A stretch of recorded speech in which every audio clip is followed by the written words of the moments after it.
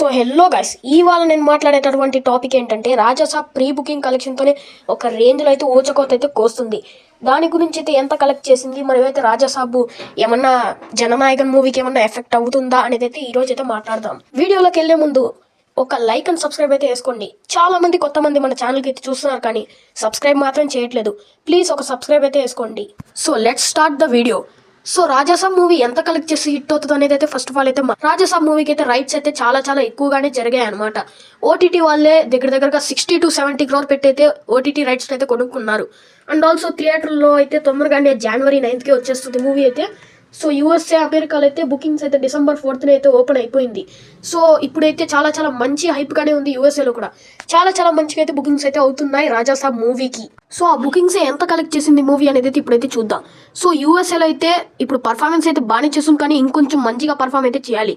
First of all యూఎస్ఏలో movie hit అవ్వాలంటే దగ్గరగా తన రైట్స్ని అయితే రికవరీ అయితే చేయగలగాలి. రైట్స్ ఎంత పెట్టి కొనుక్కున్నారంటే 80 to 85 crore కలెక్ట్ చేస్తున్న ఇప్పుడైతే హిట్ అవుతుంది అనమాట. సో ఓవర్సీస్లో కూడా చాలా మంచిగానే రాబట్టాలి రాజాసాబ్ మూవీ అయితే, లేకపోతే మూవీ ఫ్లాప్ అయిపోతుంది. సో కలెక్ట్ చేసే విధంగానే ఉంది ఇప్పుడు చూస్తుంటే హైప్. బట్ జననాయకన్ వలన ఏమన్నా ఎఫెక్ట్ పడుతుందా అంటే ఖచ్చితంగా పడదు. ఎందుకంటే జననాయకన్ నుండి ప్రీ బుకింగ్స్ ఏవి కూడా ఓపెన్ అయితే కాలేదు అమెరికా యూఎస్ఏలతో. సో మూవీ 12-13 days ఇంకా పెట్టుకొని మరి ఇంకా జననాయకన్ అయితే బుకింగ్స్ అయితే ఓపెన్ చేయలేదు. సో దీనివల్ల అయితే రాజాసాబ్కి ఎటువంటి ఎఫెక్ట్ అయితే కాదు. రాజాసాబ్ ఆల్రెడీ 1 month ముందే, అంటే ఓజీ మూవీ 29 days ముందే ఓపెన్ చేసినట్టు ఈ మూవీ 36 days ముందే అయితే రాజాసాబ్ అయితే ఓపెన్ చేశారు బుకింగ్స్ అయితే. సో రాజాసాబ్కి అయితే మంచిగానే బుకింగ్స్ అయితే జరుగుతున్నాయి, ఎటువంటి భయపడాల్సిన అవసరం లేదు.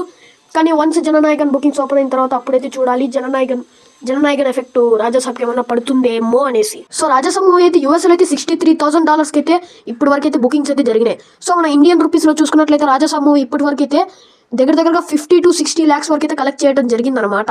సో ఇంకా పోను 3% వరకు అయితే జంప్ అయితే వచ్చిందనేసి అయితే మనకైతే గూగుల్ అయితే చూపిస్తుంది.